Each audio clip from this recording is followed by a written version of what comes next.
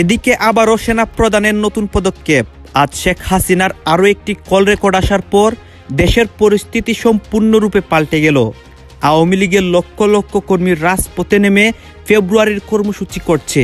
দেশটা এবার কোন দিকে যাবে? ক্ষমতার চেয়ার নিয়ে রীতিমতো টানাটানি চলছে। দেখা যাচ্ছে যে ইউনূসকে সরিয়ে তলে তলে আবার একটা প্ল্যান দানা বাঁধতে চলেছে এবং সেটা উঠে আসছে একেবারে সেনার মধ্যে থেকে। এক সেনা প্রধান তিনি মোহাম্মদ ইউনূসকে সরিয়ে গদিতে বসতে চাইছে। তাহলে কি আবার একটা পালাবদল ঘটতে চলেছে বাংলাদেশে? অর্থাৎ যেভাবে শেখ হাসিনাকে সরিয়ে মোহাম্মদ ইউনূস তিনি গদিতে গিয়ে বসলেন, সেইভাবেই কি মোহাম্মদ ইউনূসকে আবার গদি থেকে সরিয়ে সেনা প্রধান তিনি ক্ষমতা দখল করবেন? এখানে অন্য কিছু আছে। দীর্ঘদিন ধরে ক্ষমতা লিপ্সা, তার ক্ষমতার লোভের আগুনে বাংলাদেশ জ্বলছে। আওয়ামী লীগ কোনো অবৈধভাবে ক্ষমতা দখলকারীর পকেট থেকে বের হয়নি। আজকে সেই নোবেল লরেট ইউনূস সাহেব ক্ষমতা এসে সেই প্রবৃদ্ধি ওই একই প্রান্ত থেকে। দর্শক বন্ধুরা, ব্রেকিং নিউজ সেটি হচ্ছে আমাদের বাংলাদেশের প্রাণপ্রিয় বাহিনী সেনা বাহিনীর প্রধান ওয়ার্কার কে হবে আমাদের বাংলাদেশের দ্বিতীয় সেনা প্রধান, কিংবা এই ওয়ার্কারের জায়গাটা কে নিতে পারে। এখন আসুন, হঠাৎ করে সেনাবাহিনীর প্রধান যে ওয়ার্কার আছে তিনি আসলে কেন? আপনারা জানেন আমাদের বাংলাদেশের যে অন্তর্বর্তীকালে সরকার প্রধান ডক্টর ইউনূস আছে, কিংবা সমন্বয়কারী উপদেষ্টা যে বা যারা আছে, তারা একটা দল ঘোষণা করছে। আপনাদের উপদেষ্টা পরিষদের দুই সাইডের উপদেষ্টা ছাড়া আর বাইগুলোর কথা শুনলে মনে হয় খালি তাপ দেয়। মানে আওয়ামী লীগ মার্কা সব কথাবার্তা কয়। আবার যখন আমরা লাইতে শুরু করে দেবো তখন এই উপদেষ্টাগুলো সোজা দিয়ে বেড়া করবো না, কারণ বাঙালি এমন একটা জাত বুঝছেন, এর মাইন্ড না গেলে সোজা হয় না ভাই। সোজা কথা হলো এটা। সর্ষের মধ্যে যদি ভূত ঢুকা যায় তাহলে বাকিদের আর দোষ দেব কি?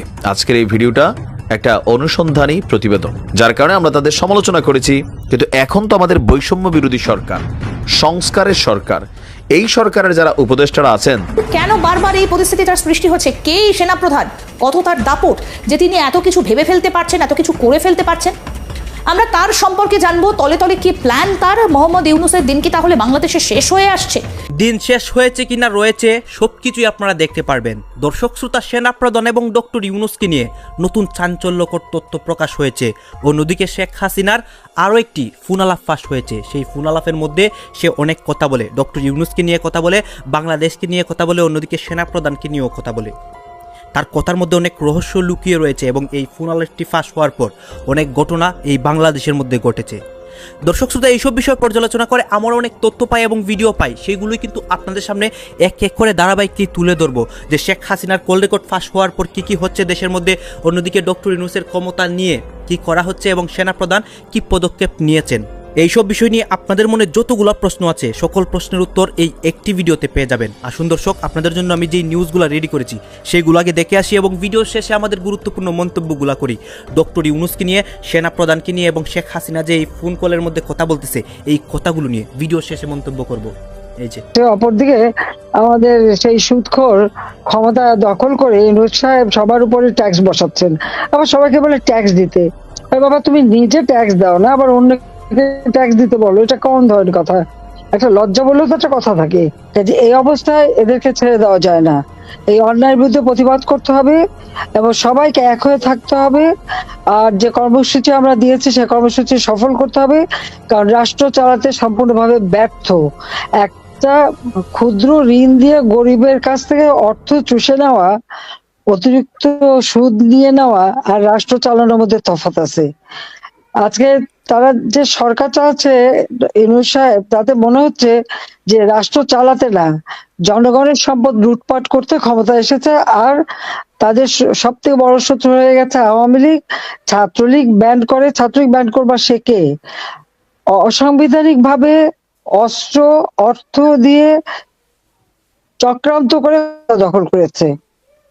এখানে অন্য কিছু আছে। দীর্ঘদিন ধরে ক্ষমতা লিপ্সা, তার ক্ষমতার লোভের আগুনে বাংলাদেশ জ্বলছে। এই ক্ষমতার লোভের আগুনে আজকে বাংলাদেশ জ্বালিয়ে পুড়িয়ে ছারখার করে দিচ্ছে। সাধারণ মানুষ, খেটে খাওয়া মানুষ, দিনমজুর, তাদের কোনো আয় রোজগারের ব্যবস্থা নেই। ব্রেকিং নিউজ সেটি হচ্ছে আমাদের বাংলাদেশের প্রাণপ্রিয় বাহিনী সেনা বাহিনীর প্রধান ওয়ার্কার তিনি আর রিজাইন নিয়ে চলে যাচ্ছেন। তাহলে কে হবে আমাদের বাংলাদেশের দ্বিতীয় সেনা প্রধান, কিংবা এই ওয়ার্কারের জায়গাটা কে নিতে পারে? এখন আসুন, হঠাৎ করে সেনাবাহিনীর প্রধান যে ওয়ার্কার আছে তিনি আসলে কেন রিজাইন নিতে চাচ্ছেন, কিংবা তিনি পদত্যাগ কেন করতে চাচ্ছেন? আপনারা জানেন আমাদের বাংলাদেশের যে অন্তর্বর্তীকালে সরকার প্রধান ডক্টর ইউনূস আছে কিংবা সমন্বয়কারী উপদেষ্টা যে বা যারা আছে তারা একটা দল ঘোষণা করছে। অন্যদিকে তাদের এই দলটাকে প্রতিষ্ঠিত করার জন্য তারা 4 থেকে 5 বছরের ভিতরে আমাদের বাংলাদেশে আপনার নির্বাচন হবে বা এর আগে নির্বাচন হওয়ার কোনো সম্ভাবনা নেই। মানে এর আগে যদি আপনি নির্বাচন চান তাহলে এরা একের পর এক রাস্তাঘাটে আন্দোলন, আপনার দ্রব্যমূল্যের দাম আকাশচুম্বী, অন্যদিকে বাংলাদেশের যে আপনার মানে সাধারণ মানুষের যে চাহিদা বা দৈনিক যে একটা মানুষের নিত্যদিনের যে একটা প্রয়োজন সম্পূর্ণ কিছু কি এরা মানে টোটাল আর কি মানে শেষ আর কি, একদম তলানিতে। এখন এর সাথে আসলে সেনাবাহিনীর প্রধান ওয়ার্কারের রিজাইন নেওয়ার সম্পর্কটা কি আপনারা হয়তোবা জানেন কিংবা জানেন না। সেটি হচ্ছে অন্তর্বর্তীকালে সরকার বা সেটা যেই দেশেই হোক না কেন, শুধু বাংলাদেশ বলে কথা না, যেই দেশেই হোক না কেন, একটা গণতান্ত্রিক দেশে যদি আপনার কোনো সরকার জনগণের ম্যান্ডেট মানে উইদাউট ম্যান্ডেট ছাড়া যদি অন্তর্বর্তীকালে সরকার বসে, সেই সরকার আপনার মানে সর্বোচ্চ 1 বছর বসতে পারবে, এর বেশি তারা বসতে পারবে না। যদি 4 থেকে 5 বছর বসে তাহলে আমাদের বাংলাদেশের সেনাবাহিনী কন, পুলিশ বাহিনী কন, নৌবাহিনী কন, আনসার বাহিনী কন কিংবা আদার্স যে বাহিনীগুলো আছে তারা কি স্যাংশন খেয়ে যাবে। কোন স্যাংশন? সেটি হচ্ছে আপনার শান্তি রক্ষা মিশনে।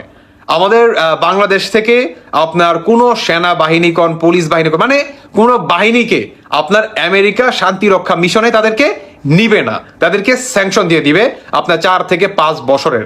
এবং কোনো দেশকে যদি আমেরিকা আপনার এই ধরনের স্যাংশন দিয়ে দেয়, তারা কি কোনো দেশের সাথে যুদ্ধ করতে পারবে না, কিংবা আপনার যে আপনার 4 থেকে 5 বছর আপনি বুঝতেছেন এর ভিতরে যে আপনার নতুন নতুন যে আপনার টেকনোলজি আছে, মানে আপনার যুদ্ধ মানে আপনার যুদ্ধক্ষেত্রে যে আপনার অস্ত্রগুলো যে ব্যবহার করা হয় কিংবা আপনার যে প্রযুক্তিগুলো আছে, এর সাথে কিন্তু আমাদের বাংলাদেশ কিন্তু টোটালি কি মিসিং থাকবে, বা তারা এর সম্পর্কে কোনো আইডিয়া থাকবে না। কোনো দেশেই তারা শান্তি রক্ষা মিশনে যেতে পারবে না। এবং আমাদের বাংলাদেশকে আর্থিক দিক দিয়ে কিংবা যে কোনো দিক দিয়ে কোনো দেশ সহায়তা করবে না। কেন করবে না? কারণ বাংলাদেশে হচ্ছে একটা গণতান্ত্রিক দেশ, আর এই গণতান্ত্রিক দেশে জনগণের ম্যান্ডেটের মাধ্যমেই কোনো সরকার আসতে হবে। তাহলে সবকিছুই ঠিক আছে, তাহলে সেনা প্রধান কেন আপনার রিজাইন নেবে? তিনি আসলে রিজাইন নেওয়ার পিছনে আরো একটি বড় কারণ সেনাবাহিনীর প্রধান তিনি যদি আপনার ডক্টর ইউনূসকে আপনার মানে পদত্যাগ না করে কিংবা আপনার যত দ্রুত যদি নির্বাচন কাজটা না শেষ করতে পারে, তাহলে আমাদের বাংলাদেশের সেনাবাহিনী কন, পুলিশ বাহিনী কন বা যেই বা যারাই কন, এদের ভিতরে কি একটা দূরত্ব সৃষ্টি হয়ে যাবে এবং নিজেদের ভিতরে কামড়া কামড়ি মনে করেন শুরু হয়ে যাবে। অলরেডি আপনারা জানেন যে বাংলাদেশের সেনানিবাসে কিন্তু অলরেডি কিন্তু একটা গুঞ্জন কিন্তু শোনা যাচ্ছে যে তাদের ভিতরে আপনার দ্বিমত কিংবা আপনার একটা দূরত্ব কিন্তু সৃষ্টি হচ্ছে এটার কারণে। কারণ বাংলাদেশ বর্তমান যে কোনো বাহিনী আছে তারা নিষেধাজ্ঞার মুখে মনে করেন পড়তে যাচ্ছে আমেরিকার। অন্যদিকে অন্তর্বর্তীকালে সরকার এত কিছু দেখার পরেও তারা মানে দ্রুত আকারে নির্বাচন দেওয়ার মানে নারাজ, মানে তারা নির্বাচন দিবে না। এটার জন্যই বাংলাদেশের সেনাবাহিনী যে প্রধান আছে ওয়ার্কার, তিনি রিজাইন নিতে চান।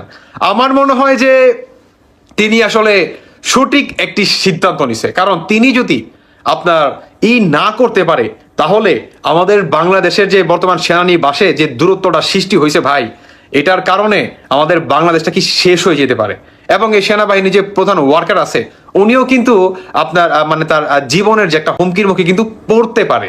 এটার জন্যই তিনি কি রিজাইন লেটারের একটা সিদ্ধান্ত তিনি জানালেন। শুধু যে এই একটা কারণ সেটা না, কিন্তু এর পিছনে সেনাবাহিনীর প্রধান তিনি আরো একটি বড় কারণ তুলে ধরলেন, সেটি হচ্ছে আমাদের বাংলাদেশের প্রাণপ্রিয় সেনাবাহিনীকে সমন্বয়কারীরা কিংবা সাধারণ যে শিক্ষার্থীরা আছে এরা কি অপমান অপদস্থ মানে প্রতিনিয়ত করতেছে। মানে সেনা প্রধানের বক্তব্য হচ্ছে বর্তমান বাংলাদেশের বৈষম্য বিরোধী ছাত্র আন্দোলনকারীরা যে পরিমাণ দেশের ভিতরে একটা অরাজকতা সৃষ্টি চালাচ্ছে, অন্যদিকে পুলিশ বাহিনী সেনাবাহিনী মানে যে কোনো পুলিশ প্রশাসন কিংবা আইনের সাথে সমন্বয়করা মানে আপনার তর্ক বিতর্কে মনে করেন জড়িয়ে যাচ্ছে। অন্যদিকে সেনাবাহিনীকে কোনো সম্মান দেখাচ্ছে না, সেনাবাহিনীর দিকে মনে করেন আঙ্গুল তুলে মনে করেন কথা বলতেছে। মানে একের পর এক এই সমন্বয়কারীরা কি অপমান অপদস্থ মনে করেন করেই চলছে। কাদেরকে? সেনাবাহিনীকে। এইটা কি কখনো মেনে নেওয়া যায়? আপনারা অনেকে জানেন যে আমাদের বাংলাদেশের সেনাবাহিনীর যে একটা সম্মান, মানে পুলিশ বাহিনী কন, আনসার বাহিনী কন, এদেরকে তো কোনো মানুষ গণেই না। ধরতে গেলে, তাই নয় কি? এদেরকে মানুষ গণেই না, একমাত্র গণে কাকে? বাংলাদেশের সেনাবাহিনীকে। আর এই সেনাবাহিনীকেই যখন নাকি এই সমন্বয়কারীরা কিংবা বাংলাদেশের যে আন্দোলনকারীরা আছে, যারা নাকি বর্তমান বাংলাদেশটাকে অরাজকতার সৃষ্টি প্রতিনিয়ত চালাচ্ছে কিংবা চলমান, এরা কি প্রতিনিয়ত সেনাবাহিনীকে অপমান অপদস্থ কি করেই চলছে। এটা কিন্তু থামার বেলায় কিন্তু কোনো নাম নেই। সর্বশেষ আমি আসলে একটা কথাই বলতে চাই, সেটি হচ্ছে আমরা যখন নাকি ভাই ছোট ছিলাম, মানে সেনাবাহিনীর প্রতি যে একটা সম্মান, যে একটা শ্রদ্ধা কাজ করতো, মানে ছোটবেলায় যখন নাকি আপনার সেনাবাহিনী শুনতাম যে সেনাবাহিনী আসতেছে এটা করতেছে সেটা করতেছে, তখন কিন্তু আসলে ভয়ে কিংবা সেনাবাহিনীর প্রতি যে একটা সম্মান, যে একটা রেসপেক্ট, সেই জায়গাটা থেকে কিন্তু আমরা দৌড়ে কিন্তু পালিয়ে যেতাম যে আরে বাপরে সেনাবাহিনী আসতেছে। ভাবা যায় যে সেনাবাহিনী আসতেছে, তার প্রতি একটা ভয় কাজ করত, একটা অন্য লেভেলের একটা সম্মান কাজ করত। আর বর্তমান এই বৈষম্য বিরোধী ছাত্র আন্দোলনকারী যে বাজার আছে, এই স্বৈরাচারটা, এদের কারণে সেনাবাহিনীর সম্মান মান যা আছে একদম মাটির সাথে মিশে যাচ্ছে প্রতিটা নিয়ত। এটা কেন বলেন? কেন এটা? বর্তমান এই আন্দোলনকারীরা বাংলাদেশের এই জুলাই থেকে আগস্ট মাস থেকে শুরু করে এখন পর্যন্ত, এখন তো আর আওয়ামী লীগ মাঠে ঘাটে নাই, তারপরেও প্রতিটা নিয়ত রাত নাই দিন নাই নিশি নাই, প্রতিনিয়ত এই স্বৈরাচাররা মনে করেন আন্দোলন চালিয়ে যাচ্ছে। আর এরা না কি করবে? দেশ সংস্কার। আমার মনে হয় সেনাবাহিনীর প্রধান ওয়ার্কার তিনি আসলে সঠিক সিদ্ধান্ত নিছে রিজাইন লেটার দেওয়ার। আমার মনে হয় তিনি বেস্ট একটা কাজ করছে, কারণ এই বৈষম্য বিরোধী এই আন্দোলনকারী, এদের আন্দোলনও শেষ হবে না। আর অন্যদিকে ডক্টর ইউনূস বা প্রধান উপদেষ্টা যে বাজার আছে, এরা বর্তমান মনে করেন ক্ষমতার লোভ মনে করেন এদের ভিতরে পেয়ে বসছে। অন্যদিকে লুটপাট তো মনে করেন চলতেই আছে। নিজেদের দলকে প্রতিষ্ঠিত করার জন্য বাংলাদেশে 4 থেকে 5 বছরের ভিতরে নির্বাচন হবে। এর আগে আমি আপনি বা আমরা যে বা যারা আছি নির্বাচনের কোনো আশা করেন না। এটার জন্যই সেনাবাহিনীর প্রধান ওয়ার্কার তিনি যাতে কিংবা তার যাতে বাহিনী আছে সেটা যাতে আপনার স্যাংশনের মুখে যাতে তার নাম যাতে না আসে, যে ওয়ার্কারের জন্য আসলে আমাদের বাংলাদেশের সেনাবাহিনী, পুলিশ বাহিনী বা আদার্স যে বাহিনী আছে সবাই শান্তি রক্ষা মিশন থেকে স্যাংশন খেলো, এইটা যাতে তার উপর যাতে এই দায়ভার না আসে, এটার জন্যই তিনি রিজাইন লেটার নেওয়ার একটা সিদ্ধান্ত নিলেন। আমার মনে হয় তিনি সঠিক সিদ্ধান্ত নিছে। আসলে আন্দোলন দিয়ে যেই সরকারের উৎপত্তি হয়েছে, তো সেই সরকারের যারা নিয়োগকর্তা আছেন তারা তো কথায় কথায় আন্দোলন করবে। তাদের মধ্যে এরকম চিন্তা ভাবনা, ভাই কেউ মন্ত্রী হয়ে গেছে, কেউ এমপি পদমর্যাদার দিকে যাচ্ছে, কেউ এসপিডিসি দৌড়াচ্ছে, সেনাবাহিনী ধাবড়াচ্ছে, হ্যাঁ মানে একদম সেই লেভেলে আছে। তা আমরার দোষ কি? আমরা কি ভাগে কিছু পামু না? পামু। কিসের আইন টাইন দেশে, কিসের থানা পুলিশ, একদম সবগুলার বটাই ফেলমো। বৈষম্য বিরোধী শিক্ষার্থীরা যদি এই ক্যারেক্টারে ঢুকে, তখন তো বোঝা উচিত যে পুলিশরে কোন রূপে আনা উচিত সামনে। আপনি বুঝতে পারছেন, পুলিশের একটা ঘন্টি পেয়ে গেছে মন্দিরের, আমরা মনে করি সবগুলারে টানাইয়া একদম তার দিয়া বাইরাইয়া সোজা করা উচিত। বাংলাদেশটার একটা চিড়িয়াখানা বানাই ফেলতেছে এই কথিত শিক্ষার্থীরা। ঘটনার প্রেক্ষাপট দেখেন, রাজধানীর উত্তরায় পুলিশের হাতে 3 জন ছাত্র আটক হয়েছে। এই আটককৃত ছাত্রদের কেন আটক করলো, এর প্রতিবাদে উত্তরা পূর্ব থানা ঘেরাওয়ের পর উত্তরা পশ্চিম থানায় হামলা হয়েছে, পুলিশকে মারধর করা হয়েছে। এখন আমাদের মানে বাকিরা কি বলবেন, যে কাদের উপর আপনারা দায়িত্ব দিবেন? এই যে ছাত্ররা পড়াশোনা ছাইরা ক্যাম্পাস থেকে বের হইয়া মানে জায়গায় জায়গায় আরে বেটা অপরাধ করছে ধরবে না?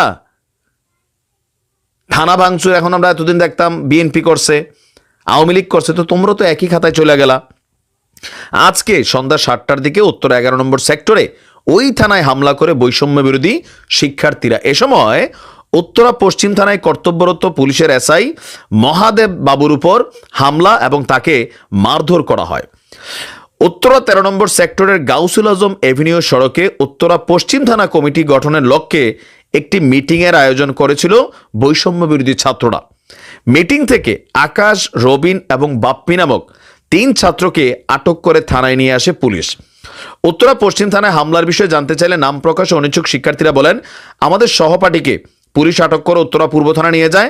আমরা জানতে পারি তখন 3 ছাত্রকে উত্তরা পশ্চিম থানা পুলিশ আটক করেছে এবং উত্তর পূর্ব থানা পুলিশের হেফাজতে রয়েছে। এতে ছাত্ররা খেপা যায় এবং থানায় ইটপাটকেল নিক্ষেপ করে, সেই সঙ্গে থানার গেটে হামলাও চালিয়েছে। অপরদিকে উত্তরা পশ্চিম থানা পুলিশ এবং পুলিশের গোয়েন্দারা বলছে যে ছাত্রদের সঙ্গে বৈঠকের এক পর্যায়ে উত্তরা বিভাগের উপপুলিশ কমিশনার রৌনক জাহান বিষয়টি স্বীকার করছেন। এখন তাদের সাথে আন্দোলনরত শিক্ষার্থীদের সাথে উত্তরা পূর্ব থানার কম্পিউটার ল্যাবরুমে আলোচনায় সেই পুলিশের আশা, মানে কি ভাই, একটা মব জাস্টিস এবং হরিলুট মনে শুরু হয়ে গেল দেশটাতে নাকি। রাস্তা ব্লক, কথায় কথায় আন্দোলন, আজকে এইটা কালকে সেইটা, মানে মানুষ তো ত্যক্ত বিরক্ত। পুলিশে কিভাবে ফাংশন করবে ডক্টর ইউনূসের এই সরকার? সবাই যদি পুলিশের সাথে এই আচরণ শুরু করে, যারাই ধরে নেয় তারাই থানা হামলা। এই কয়েকদিন আগে দিলাম যে বিএনপির একটা থানার থেকে ভাঙচুর লুটপাট করা নেতা ছোটাই নিছে, পরশুদিন দিলাম আওয়ামী লীগের একটা, আজকে দিলাম বৈষম্য বিরোধীর একটা। তাহলে কার থেকে কে ভালো? তোমরা আওয়ামী লীগ খারাপ, বিএনপি খারাপ আমরা জানি, তোমরা তাহলে কোথায় ভালো হইলা? তো তোমরা কি ছাত্রলীগের থেকে ভালো করছো? ছাত্র দলের থেকে তোমরা ভালো কাজ করছো, তোমাদের উপরে জাতি আস্থা রাখবে, তোমরা রাজনৈতিক দল করবা, তোমরা বৈষম্য বিরোধী করবা, নিজেরা দেশটার একটা বাপের রাজত্ব তৈরি করে ফেলছো। শেখ হাসিনা যা করতো তোমরা এর থেকে কোন অংশে এই মুহূর্তে কম করতেছো? কথায় কথায় এর মুখ বন্ধ হবে, সে দেশদ্রোহী হয়ে যাবে, মতের বিপরীতে গেলেই তার উপরে মব জাস্টিস তৈরি হচ্ছে। মানে কি রে ভাই, আইন আছে, তোমাদের দেওয়া সরকার আছে, এটাকে ফলো করতে হবে, সিস্টেম মানতে হবে, গায়ের জোরে সবকিছু। ওই যে ডিম পারে হাসে, খায় বাগদাসে, বিষয়টা হয়ে গেছে এরকম। এই বৈষম্য বিরোধী শিক্ষার্থীরা বাংলাদেশের চেহারা বদলাবে, এদের কারুর মধ্যে এখন আর এই ধরনের আস্থা মানুষের তৈরি হওয়ার সুযোগ আছে? এরা যা শুরু করছে এগুলা একটা হতাশাজনক চিত্র আমরা দেখছি। আপনারা যারা বাংলাদেশের, সারা বাংলাদেশের ছাত্র সমাজ আছেন, ছাত্র সমাজের সকলকে বলবো যে, বিশেষ করে ছাত্রলীগের সকল ইউনিটের নেতা কর্মীদেরকে বলবো যে আগামীকাল বুধবার রাত 9টায় বাংলাদেশ আওয়ামী লীগের অফিসিয়াল পেজে আপনাদের ছাত্রছাত্রীদের উদ্দেশ্যে, ছাত্রলীগের উদ্দেশ্যে আমাদের মাননীয় প্রধানমন্ত্রী বঙ্গবন্ধু শেখ হাসিনার নির্দেশনা দিবেন। আপনারা সকলে সেই লাইভটি, সেটি সকলে সর্বোচ্চভাবে শেয়ার করবেন, প্রচার করবেন, যেন বাংলাদেশের তৃণমূলের প্রত্যেকটি মানুষের কাছে, নেতাকর্মীদের কাছে, ছাত্রলীগের নেতাকর্মীদের কাছে সেটি পৌঁছে যায়। সো এই কাজটি সবাই করবেন। আর মূল বিষয় হচ্ছে যে, বাংলাদেশ আওয়ামী লীগ কিন্তু ইনশাল্লাহ ঘুরে দাঁড়িয়েছে। আওয়ামী লীগ ইনশাল্লাহ আবার রাজপথে সক্রিয় হয়েছে। ইউনূসের পতন এখন মাত্র সময়ের ব্যাপার। আমাদের সকলকে এখন ঐক্যবদ্ধভাবে পতনটা নিশ্চিত করতে হবে। আওয়ামী লীগ কিন্তু ইনশাল্লাহ ঘুরে দাঁড়িয়েছে। আওয়ামী লীগ যে কর্মসূচি ঘোষণা করেছে, লিফলেট বিতরণ, বিক্ষোভ কর্মসূচি, মশাল মিছিল এবং সর্বশেষে 18 তারিখে যে হরতাল ঘোষণা করেছে, সেই লক্ষ্যে সারা বাংলাদেশের রাজপথের নেতাকর্মীরা, দুর্দিনের নেতাকর্মীরা সকলে ঐক্যবদ্ধ হচ্ছেন। ঐক্যবদ্ধ হয়ে ইনশাল্লাহ এই আন্দোলনটা সফল করছেন। এই আন্দোলনে ইনশাল্লাহ আমাদের তৃণমূলের নেতাকর্মীরা যেভাবে নেতৃত্ব দিচ্ছেন, আমি আপনাদের সবাইকে সালাম জানাচ্ছি যে আসলে এই তৃণমূলের ত্যাগী নেতাকর্মীরা আপনারাই হচ্ছেন আমাদের নেতা। এই তৃণমূলের অবহেলিত নেতৃত্বই হচ্ছে আজকের এই দুর্দিনে আমাদের নেতা। তাই আপনাদেরকে সালাম জানাচ্ছি। আপনারা ইনশাল্লাহ আগামী দিনে বাংলাদেশ আওয়ামী লীগের নেতৃত্ব দিবেন। আপনারাই নেতা। আপনারা আবার কিসের নেতা খুঁজবেন, কাকে নেতা খুঁজবেন? কেউ যদি আপনার খোঁজ খবর না নেয়, কেউ যদি চলে যায়, তার মানে যে চলে যাবার সে তো চলে যাবে, যে চলে যাবার সে তো চলে যাবে, যে চলে গেছে সে চলে যাবে, যাওয়ার ছিল এই জন্য সে চলে গেছে, সে আসবে না। এখন কি আওয়ামী লীগ থাকবে না? না, থাকবে, নেতৃত্ব দিবে। আপনি নেতা, আপনি নেতৃত্ব দিবেন। কেউ যদি থাকতে না চায় তাকে কি রাখতে পারবেন? এই যে গান শুনছেন না, যে শিকল বেরি দিলে কি আর বেঁধে রাখা যায় যদি না থাকিতে চায়। যা থাকতে চায় না সে চলে গেছে, খবর নিবে না, এটাই স্বাভাবিক। এখন আপনি থাকবেন, আপনি নেতৃত্ব দিবেন। আপনার নেতৃত্বেই 75 সালের যেভাবে আওয়ামী লীগ ঘুরে দাঁড়িয়েছিল, 90 যেভাবে আওয়ামী লীগ ঘুরে দাঁড়িয়েছিল, 111 যেভাবে আওয়ামী লীগ ঘুরে দাঁড়িয়েছিল, আপনার নেতৃত্বে আওয়ামী লীগ সেভাবে ঘুরে দাঁড়াবে। আপনি বাংলাদেশ আওয়ামী লীগের নেতা এবং প্রকৃত নেতা। আপনারা হচ্ছেন খাঁটি সোনা, আপনারা হচ্ছেন হীরা মুক্তা। সো আপনারা যখন আন্দোলনে নামবেন, তখন এই আন্দোলন ব্যর্থ হওয়ার কোনো সুযোগ নেই। চাই ইনশাল্লাহ বাংলাদেশে আন্দোলন জমে গেছে ইনশাল্লাহ। আর আওয়ামী লীগ যখন আন্দোলনের ডাক দেয়, আর সেই আন্দোলন যখন জমে যায়, তৃণমূলের আওয়ামী লীগ যখন রাজপথে নামে, ইতিহাস বলে না যে আওয়ামী লীগ কোনো আন্দোলনে পরাজিত হয়েছে। ইতিহাস বলে না যে আওয়ামী লীগ কোনো আন্দোলনের রাজপথে আওয়ামী লীগ হেরেছে। আওয়ামী লীগ কখনো হারে নাই, ইনশাল্লাহ এবারও হারবে না। আপনারা সেই আন্দোলনের নেতৃত্ব দিন।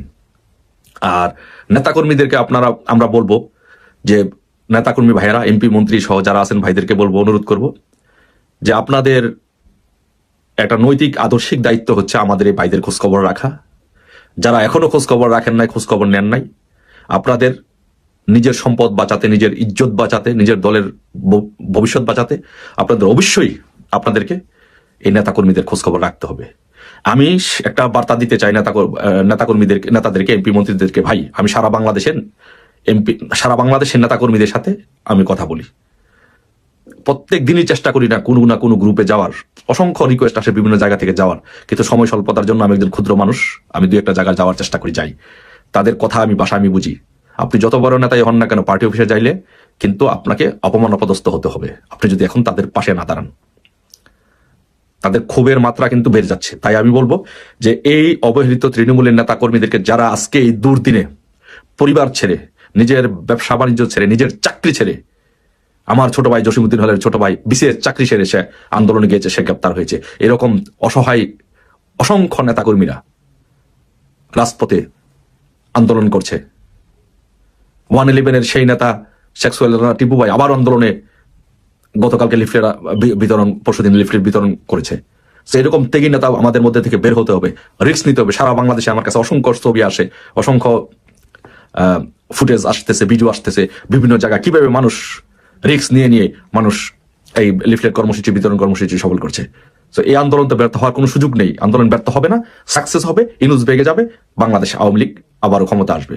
তাই আপনাদেরকে বলবো যে প্লিজ দয়া করে আপনারা আমাদের নেতাকর্মীদের পাশে থাকুন, নেতাকর্মীদের পাশে খোঁজ খবর রাখুন, তাদেরকে আর্থিকভাবে সহযোগিতা করুন, তাদেরকে কিভাবে আন্দোলনটা সহযোগিতা করা যায় তাদেরকে আপনাদের অভিজ্ঞতা থেকে গাইডলাইন দেন। আপনাদেরকে আমরা শ্রদ্ধা করি, আপনাদেরকে আমরা ভালোবাসি, ভালোবাসতে চাই। আপনারা প্লিজ সেই ভালোবাসাটুকু রাখবেন। আর সারা বাংলাদেশে ইনুসের প্রতি যেই পরিমাণ অসন্তোষ বাড়ছে, ইনুসের প্রতি মানুষের যেভাবে ঘৃণা জন্ম হচ্ছে, ইনুস এই দেশ থেকে পালাবার পথ পাবে না। সেনাবাহিনী ইনুসকে পাহারা দিয়ে রাখতে পারবে না। সেনাবাহিনী অলরেডি তাদের সাপোর্ট ইনুস থেকে উঠিয়ে নিয়েছে। সো যে কোনো সময় ইনুসের পতন একদম, একটা ভাত যখন ভাঙ্গে তখন কি হয়, হঠাৎ করে দেখবেন যে ভাতটা মনে হয় যে বালির ভাত, মনে হয় যে আছে অনেক বিশাল বড় ভাত, হঠাৎ করে দেখবেন সেই ভাত ছুটে গেছে। সো একইভাবে ইনুসের ভাত যেদিন ছুটে যাবে, আওয়ামী লীগের এই তৃণমূলের সকল নেতাকর্মী, লক্ষ লক্ষ নেতাকর্মী যখন ঢাকার দিকে রওনা ঘোষণা করবে, মাস টু যমুনা ঘোষণা করবে, ঢাকাতে চলে আসবে, ইনুস পালানোর পথ পাবে না।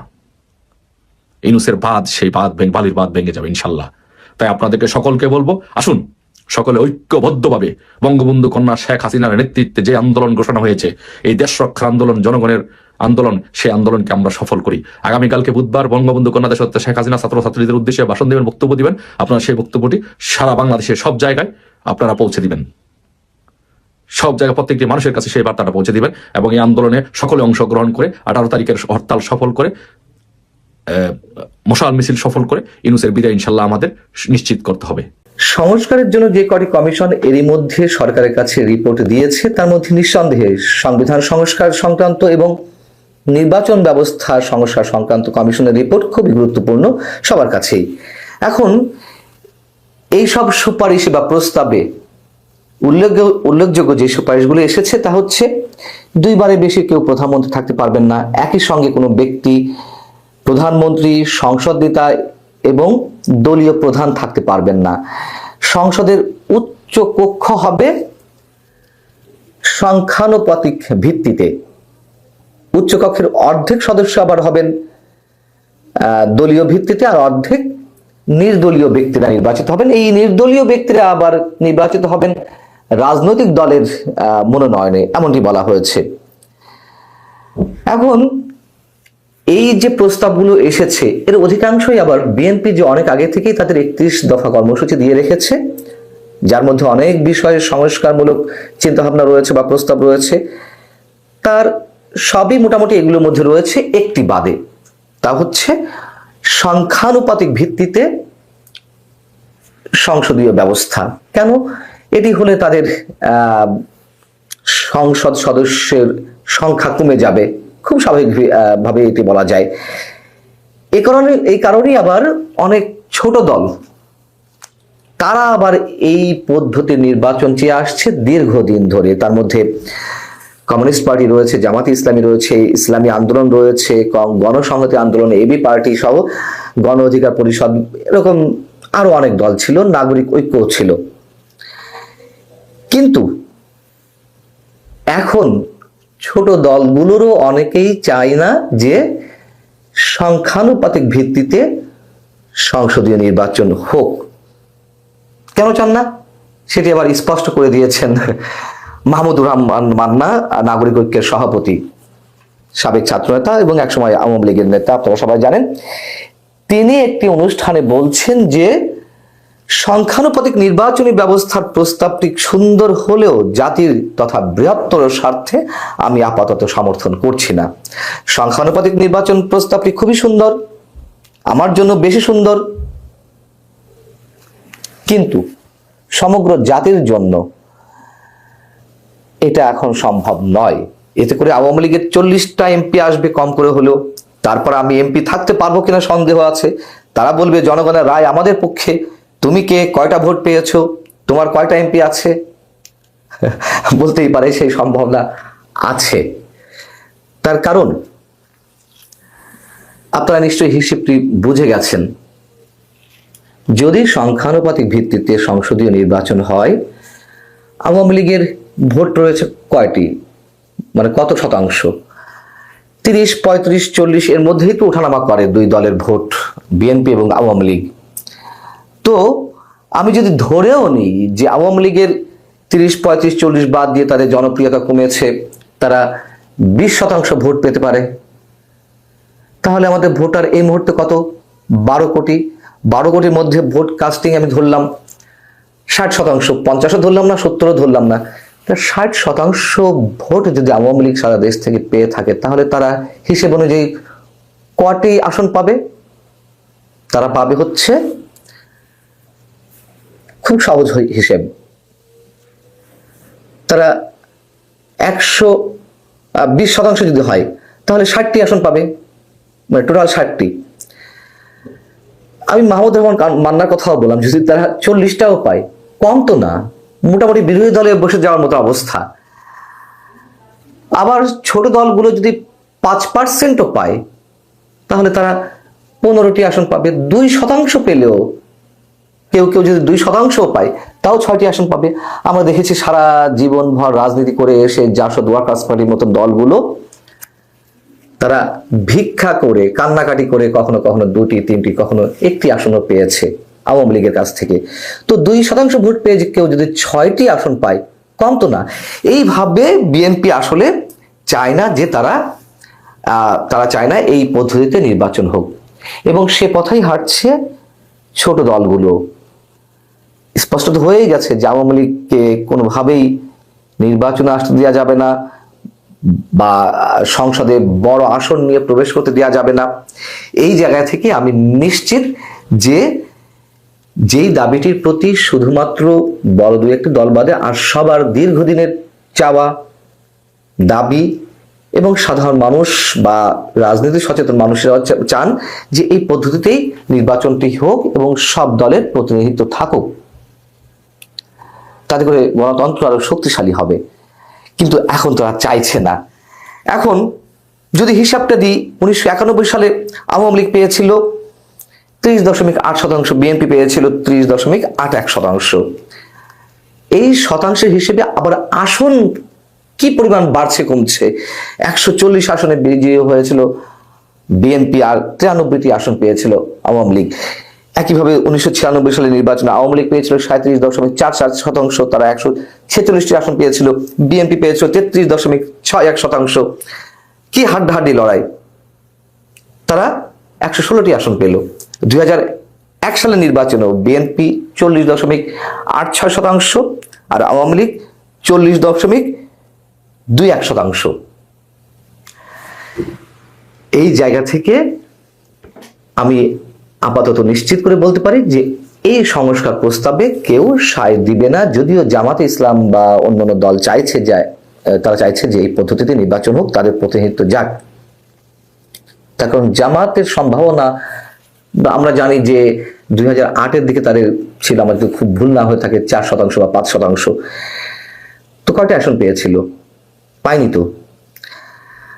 যদি 4-5% তারাও হয়, হিসাবে দিলাম তারা 12 থেকে 15টি আসন পেয়ে যেতে পারে। এই জন্য একটা প্যাচ লাগবে, তবে শেষমেশ হবে না জানি।